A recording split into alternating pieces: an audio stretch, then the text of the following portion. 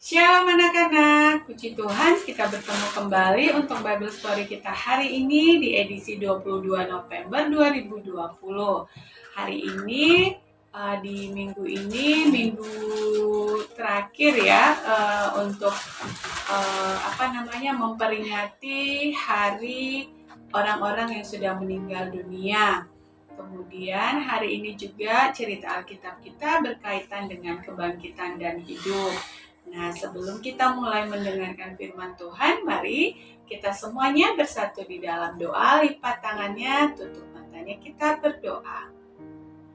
Terima kasih Bapa dalam surga untuk anugerah dan kebaikan-Mu. Terima kasih Tuhan, jika hari ini kami boleh diberi kesempatan untuk mendengarkan firman-Mu. Bapa, urapi kami semua anak-anak sekolah minggu dimanapun berada. Urapi guru kami yang akan menyampaikan firman-Mu.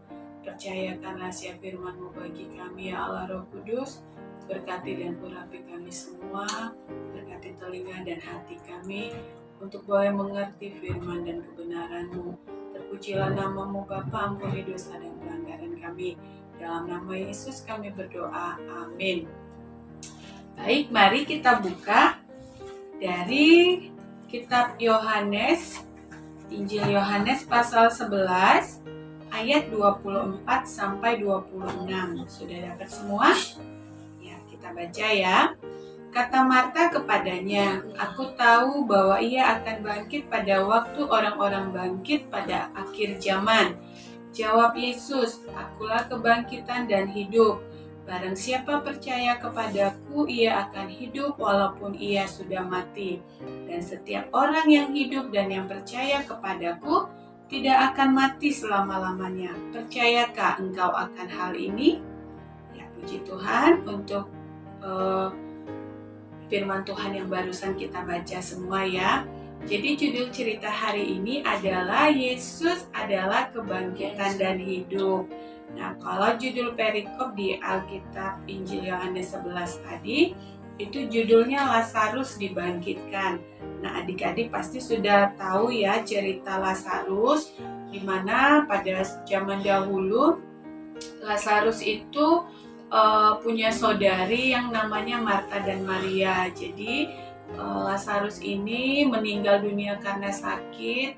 Nah, ketika di zaman Yesus pada saat itu Maria dan Marta menanti-nantikan Tuhan Yesus datang ke kota mereka atau ke rumah mereka supaya Tuhan Yesus dapat menyembuhkan Lazarus. Nah, ternyata di dalam perjalanannya Tuhan Yesus datang ke rumah Maria. Pada saat itu kondisi Lazarus sudah meninggal dunia ya. Jadi saat itu ketika Tuhan Yesus datang, Marta dan Maria sangat bersedih hati karena saudara mereka telah meninggal dunia, yaitu Lazarus. Lalu ketika mereka berharap Tuhan Yesus datang pada saat Lazarus sebelum meninggal dunia, nah harapan-harapan yang seperti itu juga membuat mereka bersedih karena pikir mereka kalau Lazarus sudah mati, Tuhan Yesus pasti tidak bisa berbuat apa-apa ya, karena mereka yang mereka pahami bahwa Tuhan Yesus itu hanya mampu menyembuhkan orang sakit ya, seperti itu. Jadi di sini tadi kan di ayat 24 Marta berkata, "Aku tahu bahwa ia akan bangkit pada waktu orang-orang bangkit pada akhir zaman." Seperti itu karena Tuhan Yesus mengatakan Tuhan Yesus akan mencari di mana kuburnya biar aku bangkitkan, seperti itu kan. Tapi ternyata pemikiran Marta pada saat itu nggak mungkin Tuhan Yesus membangkitkan orang mati. Lazarus sudah mati 4 hari, sudah dikubur 3 hari, 4 hari, nggak mungkin lah bisa bangkit, seperti itu kan. Nah, dia hanya mengingat cerita firman Tuhan yang mengatakan iya, memang orang percaya kalau sudah waktunya pada saat akhir zaman memang akan bangkit semuanya, yang mati akan bangkit.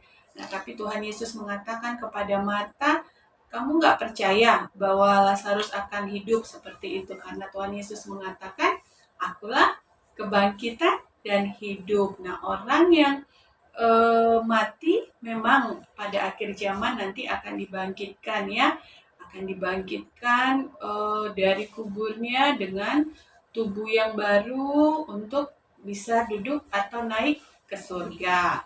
Seperti itu untuk janji firman Tuhan. Nah, tapi orang yang mati yang tidak percaya kepada Tuhan Yesus, mereka tidak akan dibangkitkan, tapi mereka akan dihukum di neraka untuk selama-lamanya. Nah, karena itu adik-adik kami yang dikasihi Tuhan, jika kita memiliki saudara, mungkin ada saudara yang sudah meninggal, mungkin ada teman kita yang sudah meninggal, ada orang tua kita yang sudah meninggal, ataupun orang-orang yang kita kasihi sudah meninggal. Ya, kalau kita bersedih itu wajar ya, kita bersedih karena kita akan berpisah dengan mereka ya. Mereka tidak akan bersama kita lagi beraktivitas di dunia ini. Tapi kesedihannya tidak boleh berlarut. Kita tetap harus percaya bahwa kita akan bertemu kembali dengan orang-orang yang kita kasihi yang telah duluan meninggalkan dunia ini. Ingat firman Tuhan berkata bahwa orang yang percaya kepada Tuhan Yesus dan selama hidupnya dia memiliki iman dan percaya yang benar, melakukan iman dan kepercayaannya itu. Nah, pada saat hari Tuhan nanti di akhir zaman, kita dan orang-orang yang terdahulu yang telah mati di dalam Tuhan itu kita akan bertemu kembali di sorga,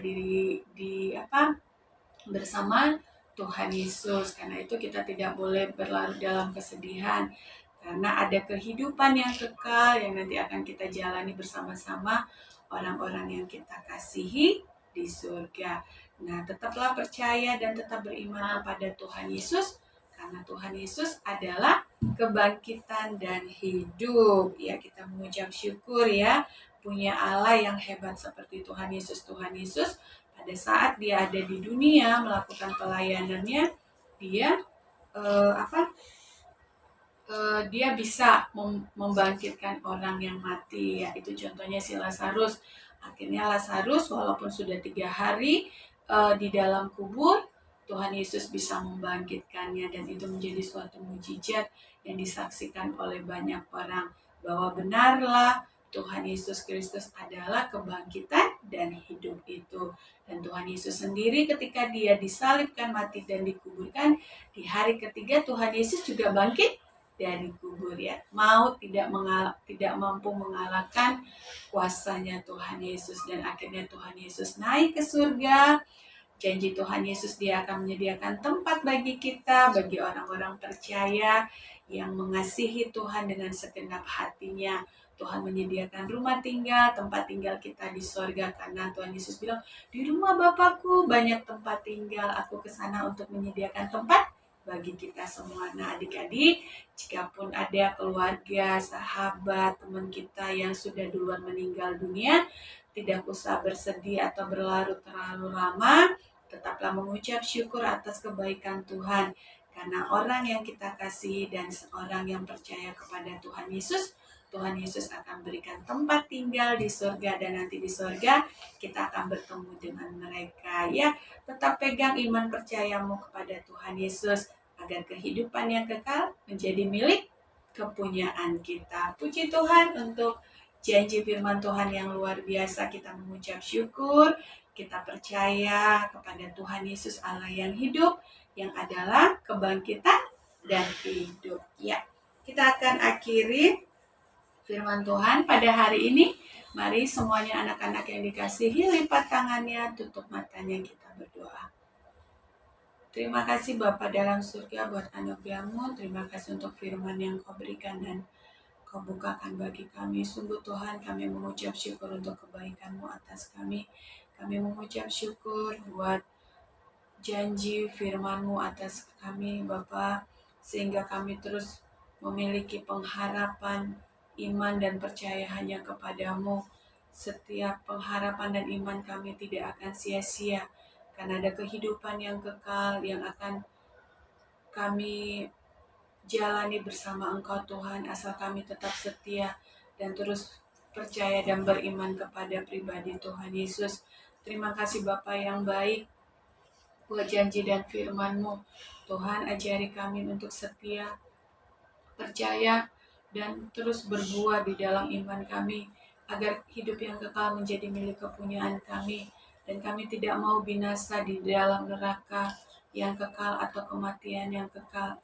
Biarlah Tuhan kami menjadi anak-anak sekolah minggu yang percaya kepada Tuhan Yesus, dan iman dan percaya kami berbuahkan, sehingga kami Tuhan dilayakkan untuk boleh bersamamu di sorga nanti. Terima kasih Bapa yang baik, materaikan firman yang sudah kami dengar pada hari ini di hati kami, menjadi terang bagi hidup kami, menjadi kekuatan dan pelita bagi hidup kami. Terpujilah namamu Bapa. Terima kasih untuk kasih setia dan firman-Mu. Di dalam nama Yesus kami berdoa. Amin. Shalom.